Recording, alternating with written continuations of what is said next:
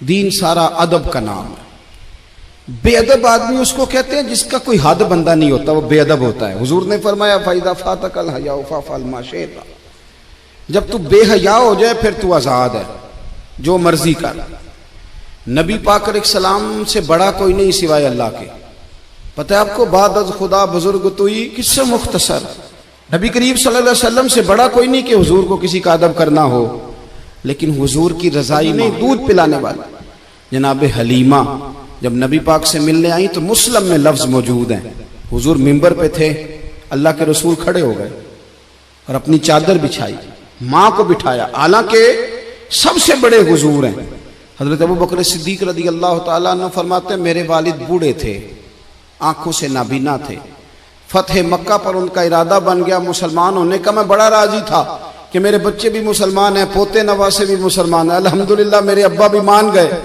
कहते हैं जब मैं उन्हें ले करके हुजूर की बारगाह में गया ना, नाबीना थे वो, ले करके गया तो अल्लाह के रसूल खड़े हो गए और हुजूर ने ऐसा जुमला कहा कि मैं रो पड़ा। महबूब फरमाने लगे अबू बकर अगर इनका इरादा बन गया था कलमा पढ़ने का तो इस बूढ़े को क्यों तकलीफ दी, मुझे बताते मैं घर आके कलमा पढ़ा जाता।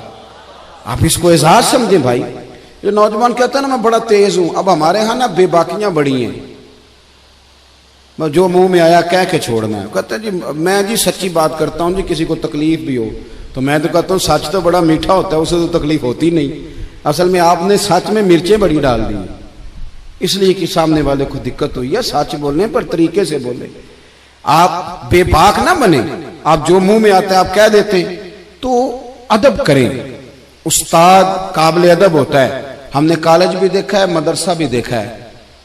लेकिन छोटा सा शिकवा है, हमारे जो बच्चे हैं ना मदारस के, वो जब हम जूते उतारते हैं तो हमारे जूते सीधे करते हैं। अभी भी हमें बड़े शिकवे हैं उन बच्चों से भी, उनमें भी बड़ी गलतियां।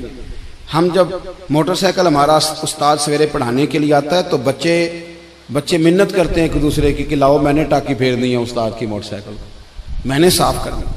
हमारे बच्चे अभी भी उस्ताद जी आ गए और जब वो निकलते हैं ना क्लास से, वो सारा निजाम वही है जो आपका, पीरियड लगता है 40 मिनट, और जब बच्चे निकलते हैं तो कोशिश होती है उस्ताद को पुश्त ना करें।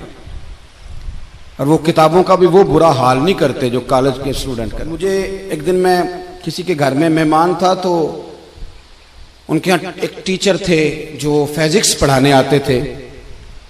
तो बच्चे से उसका बाप पूछता है कि वो मास्टर साहब आए कि नहीं।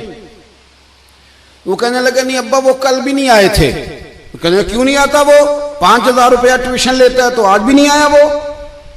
मैंने उसके बाप से कहा कि अपनी चाय उठा के ले जाए, मेरी तो तबीयत फीकी हो गई है। उस्ताद 10,000 ले या 20,000 ले, लेना तो उसने उस्ताद ही है ना। अब क्या बात करते हैं, ये कोई तरीका है? कहने लगे नहीं वो मौलवी साहब नहीं, वो फिजिक्स पढ़ाते हैं। और मैंने कहा छोड़ो, मौला अली शेर खुदा कहते थे जिसने एक लफ्ज भी पढ़ा दिया वो तो मेरा मालिक है। वो चाहे तो मदीने के चौक में खड़ा करके बेच दे, अपने रवैये को बड़ा साफ सुथरा करे, बड़ा अच्छा करे। मुझे बतलाइए कि एक आदमी मैट्रिक पीटीसी टीचर से तालीम हासिल करे और खुद बाद में वो पीएचडी कर जाए, उसकी तालीम डबल से भी ऊपर चली गई तो वो पीएचडी वाला उस्ताद रहेगा कि नहीं रहेगा? बोलिए। तो वो कहे उस्ताद जी आप तो मतलब मैट्रिक पीटीसी और मैंने एमए किया, फिर एमफिल किया, फिर पीएचडी किया, मैं कहाँ पहुंच गया? अदब करना है कि नहीं करना? अदब आपको ठंडा रखेगा। अदब वाले लोग सिमटे हुए होते हैं, उनके अंदर वकार होता है। इमाम आजम अबू हनीफा रहमतुल्लाह अलैह एक बाग में बैठ के काम कर रहे थे तहरीर का, 2 शागिर्द भी साथ थे। अब तो आप ये छोटे से मोबाइल में सारा कुछ बंद करके रख सकते हैं, जो मर्जी खोल के। उस जमाने में किताबें होती थी और कलमी नुस्खे, बड़ी किताबें बिक रही हैं, नोट्स बिक रहे हैं, चाएं बाएं तहकीक हो रही है। अस्माउर रिजाल एक बाकायदा इल्म है, अगर आप देखें तो हम बहस करते हैं रावियाने हदीस पे। ये एक पूरा एक अलग जो है वो इस्तिलाहात हैं मदारस की। तो बड़ा मेहनत वाला काम हो रहा था, चीजें बिखरी हुई थी। अचानक ना बच्चे बाहर बाग में खेल रहे थे, ना गेंद गिर गई तो वो बच्चा आ गया गेंद उठाने। अब कितने शागिर्द हैं साथ, वो सारा कुछ है। इमाम आजम बच्चे को देख के, बच्चा 10-12 साल, फटाफट उठे, कागजात बिखर गए, चीजें आगे पीछे हो गई। अब इमाम साहब दोबारा बैठे, बच्चे के इस्तकबाल को अदब कोट खड़े हुए, दोबारा उठे, दोबारा बैठे, चीजें समेटी। अब कुछ कागज मिल नहीं रहे, मसला बन गया। बच्चा खेल रहा था, कुछ और बच्चे, थोड़ी देर के बाद फिर गेंद आई तो चूंकि उसकी ड्यूटी थी वो फिर आ गया। इमाम साहब फिर उठे, कागज फिर बिखर गए। अब वो साथ वाले शागिर्द भी ज्यादा नहीं ना बर्दाश्त करते, एक दो दफा तो बर्दाश्त किया, अब तीसरी दफा बच्चा आया, कागजात फिर बिखरे। तो इमाम अबू यूसुफ कहने लगे हुजूर ये बच्चा है, ये पता नहीं 20 दफा आएगा, तो कितनी दफा चीजें बखेरेंगे। तो इमाम साहब फरमाने लगे अबू यूसुफ तूने बैठना तो बैठ, नहीं बैठना तो ना बैठ, ये 100 दफा भी आया तो मैं उठ के खड़ा होऊंगा। हुजूर कौन है ये बच्चा? फरमाने लगे मेरे उस्ताद का पोता है, मेरे उस्ताद का।